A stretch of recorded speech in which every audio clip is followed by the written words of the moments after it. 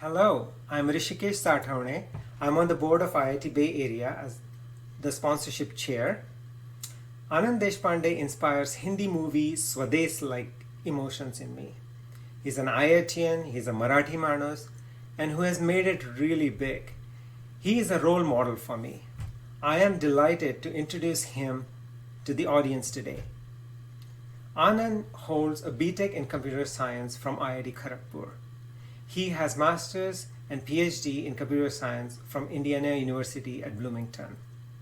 Anand is a founder, chairman, and managing director of Persistent Systems and is responsible for the overall leadership, strategy, management of the company.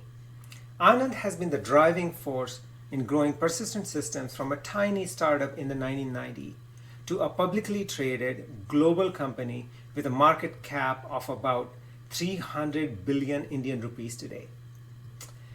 A true technology visionary, Anand's strengths lie in identifying and investing in next generation technologies and encouraging internal entrepreneurship to ensure that Persistent Systems stays at the forefront of the technology innovation.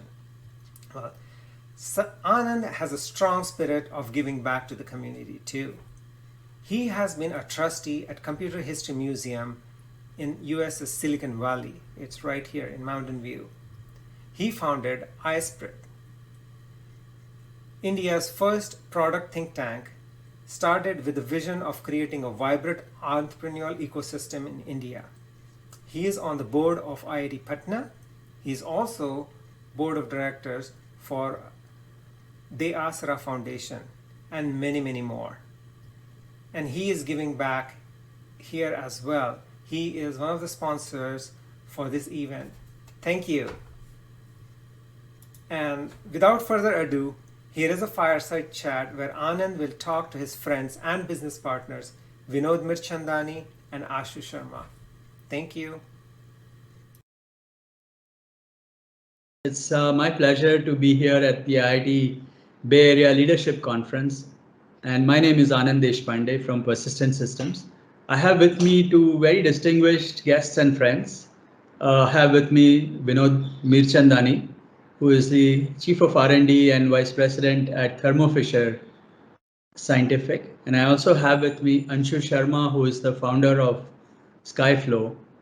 Let me ask them to give a little bit of an introduction about themselves and their companies so they can frame the context for today's conversation. Let me invite Vinod to share a bit about his history as to how he got here and what he does at Thermo Fisher.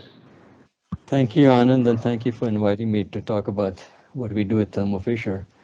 Um, I joined the company about 22 years ago, and Thermo Fisher Scientific is a large company with more than 80,000 people, and we are probably the world leader in serving science.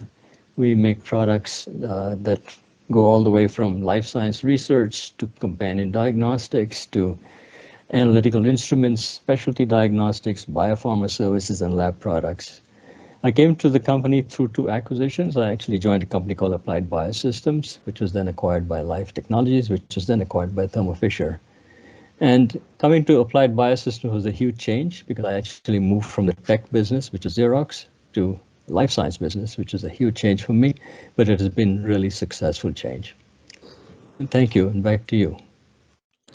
Thanks, Vinod. Let me now invite Anshu to share his story as well. Anshu? Sure. So I'm the co-founder and CEO of Skyflow. I've been running this company for about 3 years now. Before this, I've done many other different varied things. I was at Oracle for 8 years, Salesforce 6 years as VP of Platform. And then I spent 6 years really investing in about 45 companies. Some of them you guys might know, like Workato, Nutanix, Razorpay in India, actually, um, Algolia. There's a whole bunch of companies I invested in. And I got excited and interested about like how you take something from just an idea and actually build a team, a company, a product around it. And Anand and I've known each other for many, many years, and I know Anand's story a little bit of how he took his idea and turned it into a giant company. As we all know, he just became a billionaire. There's a lot of press around it, but I think the biggest achievement I saw for Anand is when I visited his offices and how much love and affection the team had for each other and for Anand. and we're trying to replicate the same kind of culture at Skyflow. So for me, the most important thing is trying to create a culture where people really like each other. Wow, that's very nice, Anshu. And when you do a small business or when you start a business and you run with it, you have that natural affinity towards people, or people know you and they come work with you. I wanted to start with Vinod and ask him to share a bit about how does he create this magic of purposeful innovation in a large company like Thermo Fisher Scientific, where you have more than 80,000 employees, and you are, of course, building interesting products. But how do you make the magic happen at Thermo Fisher, Vinod? Yeah, I guess, just taking what Anshu said, building this little environment of trust, of where people really want to work for you, is kind of super important. Uh, Thermo Fisher, we have this super mission. It's like our why, the company's why. And the mission is essentially to enable our customers to create a safer, healthier, and cleaner world. I mean, that kind of mission is so motivating. I'm sure it's just, whenever I walk into the door every day, I kind of know exactly what we need to do in terms of innovation. I'm part of a smaller division called Genetic Sciences Division. But even in that, we focus on genomics. It becomes, this mission is sort of overriding. It's constantly guiding us as to what we need to do and how we need to innovate. I'm quite sure all my colleagues in R&D, as well as in other parts of the company, use this wonderful mission of ours to enable additional innovation in for us as a company. So even though we're a large company, we have this amazing mission, this amazing why. But like I said, more importantly, and perhaps what Anshu touched on, the creation of a climate of innovation or a environment of innovation is super important. And in order to do that, you really have to create a sort of an environment where there's a lot of trust. Innovation is fraught with failure. They say, 1% inspiration, 99% perspiration. Innovation is full of struggle. Innovation fails a lot. And in order to do that, you need to have leaders in the company that tolerate failure, leaders in the company that you can trust on, that'll have your back. And so this is how we do things at Thermo Fisher Scientific. And I think all large companies do it this way if they're really good at innovation. Thanks, Vinod. Anshu, you've been part of large companies before. You've been at Oracle and Salesforce. Do you agree with what Vinod says? And now you have funded 45 companies and doing your own, right? So how Yeah. does innovation change from small companies to large companies? And what's your take on this? I think there are two kinds of innovation at large companies. Small companies, everybody knows. You have an idea, you're going to either die or build a company around it. There's not a lot of like, hey, idea succeeded, but company died and this and that. The whole thing is one package. I think the thing at big companies is quite of remarkable is you can actually have a very good idea, even launch it successfully, and it still dies. Think about all the IoT things that a company like Google might launch or Microsoft or Amazon, and it may fizzle out after selling 5 million units. On the other hand, if you're a startup and you get 5 million units of sales, you will keep going. You'll keep getting funded, your dreams will get bigger. So what happens in big companies is the bar for what is considered success and worth investing in becomes really, really high. And I think that's how most big companies kill innovation. The expectation happens that, let's say Salesforce today is about $30 billion ARR company. Let's say I launch a new product, it makes $30 million in the first year. As a startup, if you did 30 million in ARR, you'll halfway to going public and being a $15 billion company in this market. If you do $30 million in ARR on new product line at Salesforce or Google or whoever, you may not even make VP because everybody else around you will be like, if I had those 6 engineers, I could add them to my existing product line and one customer deal, I could make that revenue. So I think there's no easy solution for this. This is really the fundamental dilemma of a large company. I think companies that have solved it, frankly, have figured out the structural bias against things growing from zero to something to large. You know, there is no magic sauce that can take a product line from zero to a billion in less than 5 to 7 years. Doesn't matter whether you're Google or Amazon. I think what companies like Amazon do exceptionally well is they intuitively understand that. They just know if something is working, you don't ask too many questions, you just keep pouring money and resources. So if you look at EC2, S3, Amazon Redshift, these ideas all, as soon as they got a little bit of wind, Amazon was investing in them, basically infinite resources. Meanwhile, there are other companies like, some of the big larger companies where they might launch a social network. It doesn't work out in the first year, you shut it down. You launch a watch, shut it down, or half-ass invest it.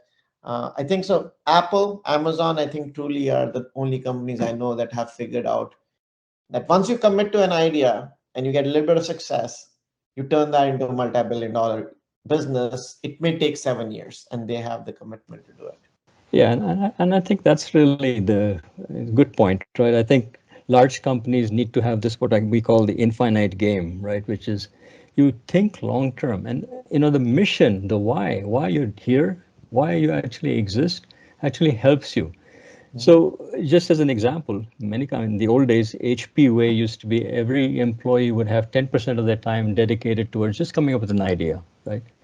And if you found someone that is really, really passionate, you just latched on to that person. And because that person would take it through thick and thin, almost like a small company within the large company and make it successful. The same thing is now starting to apply in these larger companies. And they're finding ways. Yes, I agree. The small companies definitely have a much easier, there's no ROI. So we do have in large companies these little mechanisms that allow you to actually create innovation. So the leaders have to be really, really focused on innovation. So not just looking at the P&L and profit and EBITDA and all those financial numbers, but at the same time, every quarter when you do that, you also look at your innovation metrics. That kind of sets up this culture and this climate of innovation and allows large companies to be like Apple, like Amazon. Thanks, Vinod. Since we are talking to the IIT gang here, and most of the people here are individuals and are exploring, what to do in their life and how to go about it, wanted to check and throw this at you as to, are individuals inherently innovative, or it's the organization that makes them innovative? And what does it take for an individual to become innovative and stay innovative, even if the organization that they work with are not as innovative as they would like? And I would also like to ask Anshu a related question, in the sense that, you are recruiting against, you want the best people to come and join you, of course, and you're recruiting against all the big guys. So what exactly do you use to sort of attract good talent, and how does this all work for you? Yeah, it's first part of the question is kind of difficult to answer because each individual, I do think, has the potential to innovate, because innovation is not just coming up with a new product. There's like channel, how you profit model. There's so many different types of innovation. And just from taking it back personally, my road to this innovation journey has been all along I felt that I needed to be somewhere doing something in the health field. Now, it got all sort of sidetracked after graduate school because I joined a startup and wanted to make good money quickly, fast. That didn't happen. The startup didn't go. Joined Xerox, and then Xerox is much more tech company. But right through the journey, I actually wanted to find a way to get back into the health side of the world. And when this applied biosystem job came along, I took it, and it actually has allowed me to flourish. So if you do what you really are passionate about, I think you can be part of an innovation engine. Work is no longer stress; it's much more fun. So that part that comes from inside you, you need to listen to. It's not easy to listen to, but you need to listen to. Two things you have to do. One is you got to listen to your inside, your why, essentially, and then align it with a company that has the same kind of why. If you do those, you'll be very innovative. I don't think it's got anything to do with each individual not being able to innovate. Most people have that ability to be creative. Everybody wants to be creative. All right. So I think Anand asked this question, how do we compete with the largest companies in Silicon Valley and Bangalore? And I think the answer comes down to a very simple question, which is there a subset of population for whom Skyflow is the best vehicle for expressing themselves, right? So imagine you are, exceptionally interested in compilers. There's only a few companies that are still writing compilers. It doesn't matter that Google is bigger than Nvidia, which is bigger than Amazon or whatever it is. You're going to end up at the company that's building new GPUs and maybe needs compilers. So similarly for us, we are a data privacy company building a full stack of innovation from the database level, encryption, our own SQL parser. We're basically innovating literally at the cryptographic libraries. If you're a cryptography nerd, which company in Silicon Valley is going to treat you like that? You are the center of the company. If you love rewriting SQL parsers, very few companies are building SQL parsers even to this age. It's Snowflake, maybe Google BigQuery, and it's us. So I think by taking on a hard problem, so I think if you step back as a founder, taking on a problem that's fundamentally hard, weirdly enough, makes it harder for you to get started. But once you get started, the best people want to come and work for you. I ran into somebody this morning at a conference who has worked at the largest mobile phone company, and they've been innovating at the machine learning layer with differential privacy. And when I talk to people like that, the only other job they can come and do is a company like Skyflow, right? There are no other companies in this world who are innovating with secure elements and differential privacy and things like that. So I think picking a hard area. Now, if I was building a website for Order More Pet Food or yet another container management company, God bless them, but you can work as a container management system engineer almost in every company in the world. But if you're truly a database nerd, encryption nerd, security nerd, privacy nerd, then you belong to us and we will have you. Like nobody can compete for that talent, not even Netflixes of the world. So I think, I'm going to say that while you said, Anshu, we have the tremendous benefit at Persistent that we work with people like Skyflow and Thermo and everyone else at the same time. So while you guys do what you do, we also do the same things for 300 different companies at the same time. So all those who work with us can actually move around quite easily and do privacy on one day and do, chem analytics on the other day. So that's a very interesting benefit. And also we can do this in 20 countries. So anyways, so let me add to that, Anand. Yeah, go ahead. I think if you think about this whole problem, is it a total, let's talk like nerds. Is it a total order or partial order, right? I truly believe sorting talent is a partial order. So if you're a human being, if you're an engineer and you're interested in traveling and working on multiple projects, a company like Skyflow may be extremely boring to you, right? On the other hand, you want to stick around and do one thing deep for many years, we may be the answer, or another similar company may be the answer. And in a way, we can actually live in a world where Persistent has the best engineers and Skyflow has the best engineers if people find their true calling. And I think that's where, the earlier point which was made was particularly good. If you find your true calling, you're helping yourself and the company. It's really a win-win. And it's really not a total order, it's a partial order. Yeah, I think you make an excellent point, and I'm going to let Vinod also comment on that. But I think one of the important things that both of you mentioned is that each individual needs to have their own purpose in some sense defined. And as I meet a lot of people, especially in mid-careers, I find that people are not always very clear about their own purpose. And I would like to stress that as to saying that, if you define your purpose, there is enough things for you to do that can align work to your purpose. And as Anshu said, it's a partial order and you'll find the right company that makes sense for you. But having your own purpose really helps.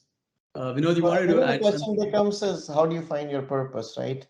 And So what how do I've you do been that? telling, I've been telling people, either you're truly introspective enough, like Vinod, and you find your purpose. I think that's probably the best way to do it. But the hack I have is the curiosity hack, which is instead of asking what is my purpose, because it becomes a little philosophical, what do I genuinely get interested in? I mean, these days we all have, TechCrunch and Twitter. Like when you wake up in the morning, before you work, what do you end up reading, right? What are you reading about, at least within the domains that we can go work in? Are you reading about, encryption? Are you drawn to reading about the new mobile phone design? I think if you can sort of follow your curiosity rather than saying, this is not my path to becoming a director of in the next 6 months. This is not my fastest path to become VP.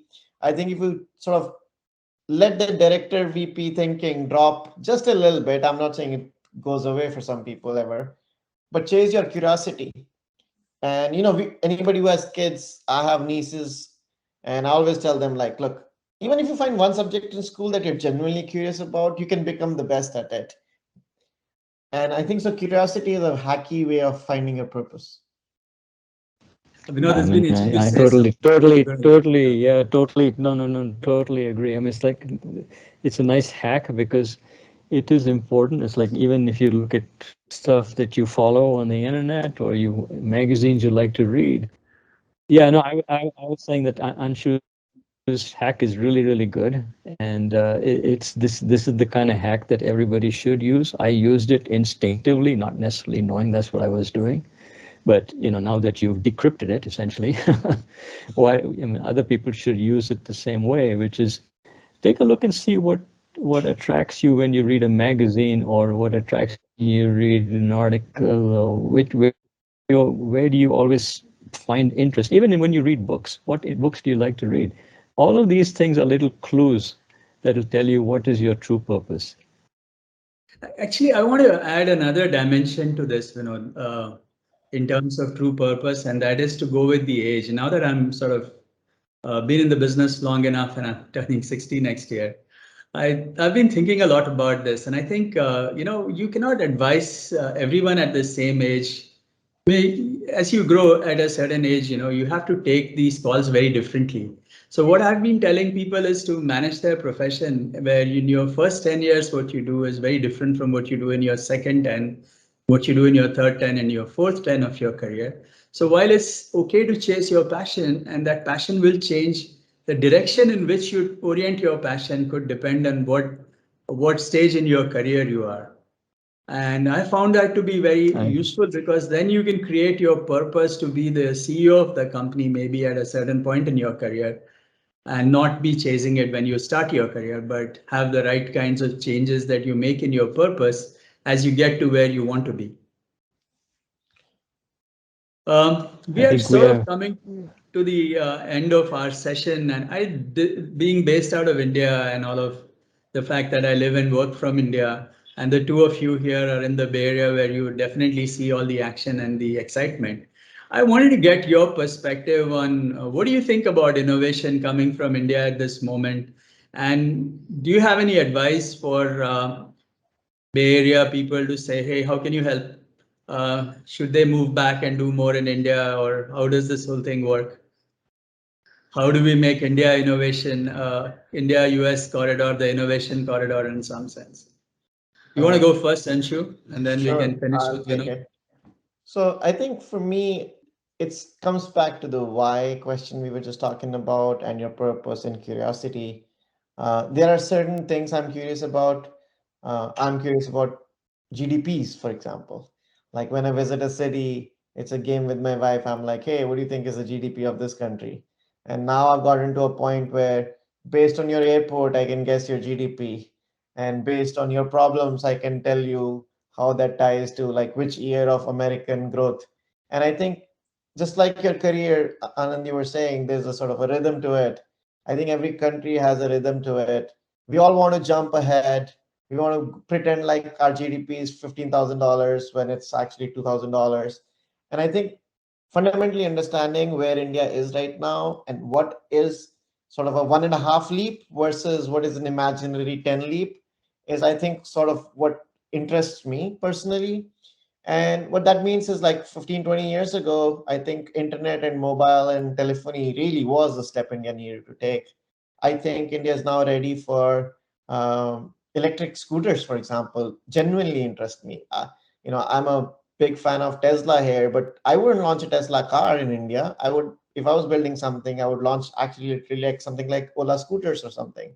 So I think if you have that curiosity, you have a vision, not for the whole country. It's not like I have a vision for how India can be, but I do have a vision for how, my home state of Delhi can progress. We're like, yeah, one of our IIT friends is the chief minister there.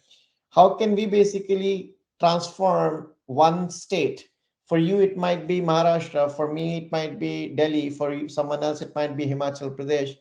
In Himachal Pradesh, for example, where I come from, my grandparents come from, there's a lot of natural gas there, and there's a lot of other things that people have been investigating for decades. And I think if you can find the purpose of that state, their case, they have 99% education, for example, right? So aligning the purpose of a city, the state, the geography with something that really connects with me personally is how I feel we can contribute. I think these borders and where you live and location, I think the less you think about it, to me, the more we can grow as an interconnected species. And funnily enough, everybody was lamenting the loss of best engineers from India. I think even the engineers that stayed back, like Persistent Systems, benefited from people like me being here, and we benefited from you guys being there. I don't think there'll be as many Silicon Valley CEOs if India wasn't seen as an IT giant. And I don't think India will be an IT giant if there's weren't that many Silicon Valley entrepreneurs of Indian origin. So I think it's an interconnected ecosystem. We should just like really double down on what's working rather than trying to rethink something fundamentally. Vinod, you want to add anything to this? Yeah, You work with a yeah, lot of Indians I would, and yeah, India I teams mean, and all that. Anshu, yeah, Anshu's covered a lot. I mean, I like this thing called the maker society, right? The Indian society has been really, really good. I mean, the Indian innovators have been really good in the whole software area. We need to shift a little bit. I mean, I like the electric scooter idea. I mean, it could be anything. And our Indian engineers, even though they happen to be in India, and they are probably as innovative or maybe more innovative than we are in the U.S. I mean, with less capital, you have to actually be more innovative. That's how this whole Jugaad kind of thing, right? Frugal innovation.